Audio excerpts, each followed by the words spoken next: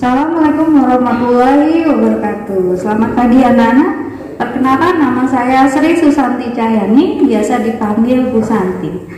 Saya mengajar mata pelajaran seni budaya dan juga menjadi anggota tim kurikulum SMP Negeri 11 Jember. Hari ini Bu Santi akan menjelaskan tentang materi MPLS, cara belajar efektif. Anak-anak, pernahkah di antara kalian yang merasa kesulitan dalam salah satu pelajaran tertentu? Atau sudah merasa belajar tapi nilai masih belum maksimal? Bisa jadi bukan karena pelajarannya yang sulit, melainkan cara belajar kalian yang belum efektif. Hari ini, Bu Santi akan menjelaskan tentang tips-tips cara belajar efektif.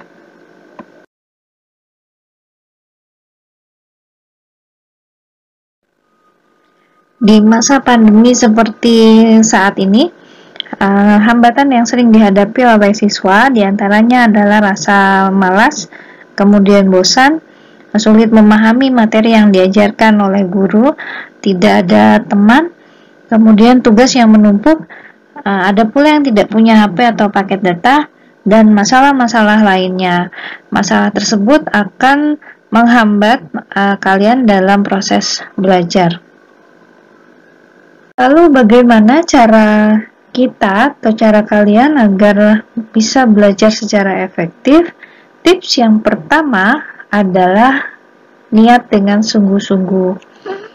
Dengan niat yang sungguh-sungguh, maka kamu akan termotivasi dan fokus, tidak mudah terganggu hal-hal lain selain pelajaran. Tips yang kedua adalah membuat jadwal kegiatan. Jadwal kegiatan disusun setiap harinya. Di dalamnya berisi jadwal pelajaran.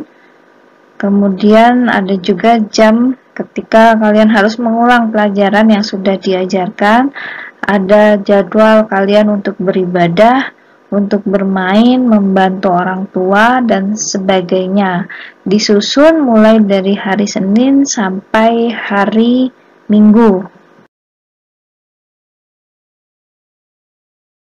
Ketika kalian sudah membuat jadwal kegiatan, maka kalian harus disiplin dalam melaksanakannya. Jadwal kegiatan tidak hanya dipajang di kamar, tetapi lakukanlah kegiatan sesuai dengan jadwal. Jangan menunda-nunda pekerjaan.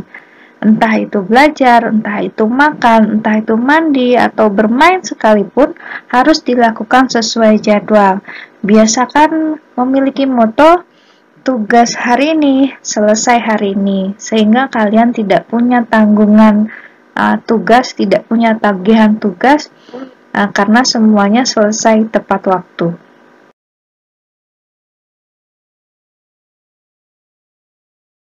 Tips yang keempat adalah menjadi siswa yang aktif dan kreatif.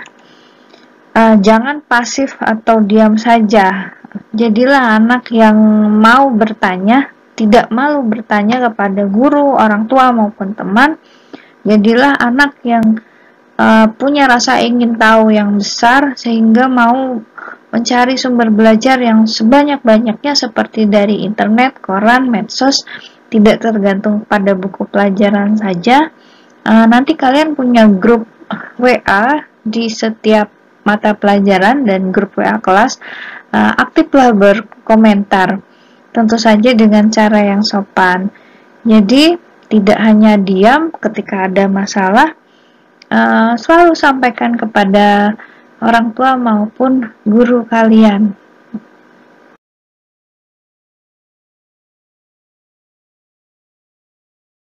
Kemudian tips yang kelima, sering mengulang pelajaran yang sudah diajarkan.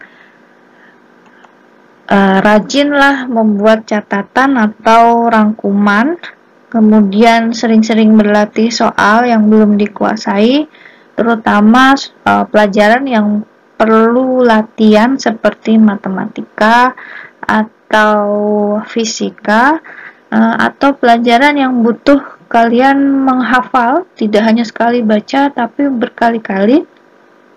Nah, itu membantu kalian ketika ujian nanti tidak terlalu berat karena kalian sudah terbiasa mempelajari.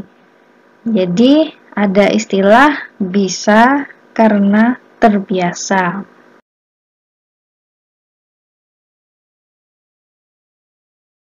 Tips yang keenam adalah ciptakan lingkungan belajar yang kondusif.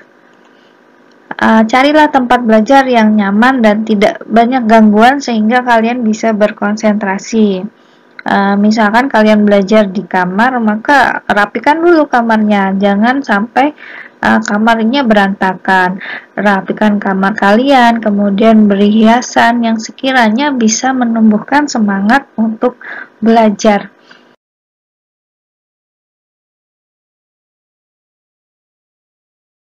Yang ke-7, refreshing. Belajar terus-menerus pun tidak baik. Kalian pun harus cukup makan dan istirahat.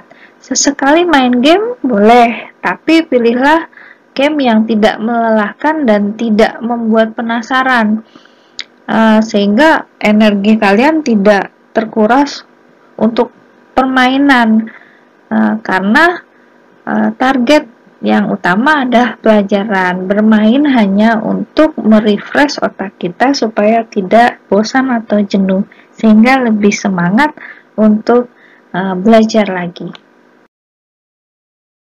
Yang ke-8, jujur dalam mengerjakan ulangan dan ujian. Tidak membiasakan diri untuk mencontek, percaya atas kemampuan diri sendiri. Setelah kalian mengerjakan tugas dengan baik, maka serahkanlah hasil kalian kepada Tuhan. Rajinlah berdoa dan beribadah sesuai dengan agama dan kepercayaan kalian. Mohonlah bimbingan Tuhan yang Maha Kuasa agar kalian diberikan kecerdasan dan kemudahan dalam memahami pelajaran. Setelah kalian melaksanakan tips-tips tadi dengan baik, maka insya Allah Bu Guru doakan kalian akan menjadi siswa yang sukses. Seperti moto sekolah kita, SMP Negeri 11 Jember, we must be smart and success. Yes!